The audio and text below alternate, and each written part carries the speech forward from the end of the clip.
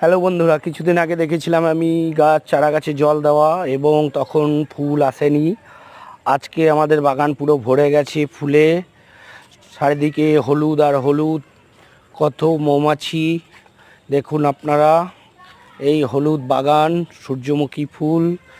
কয়েকদিন আগে আপনাদেরকে দেখিয়েছিলাম এবং বলেছিলাম সূর্যমুখী চাষ কিভাবে করা যায় বা কিভাবে পদ্ধতি, যতটুকু পেরেছিলাম আপনাদেরকে জানিয়েছিলাম।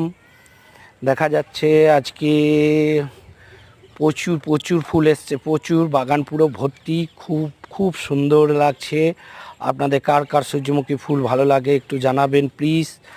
আর যারা যারা আমার চ্যানেলটা এখনো সাবস্ক্রাইব করেননি, সাবস্ক্রাইব করে নেবেন এরকম নতুনত্ব ফুলের এবং চাষের ভিডিও পাওয়ার জন্য।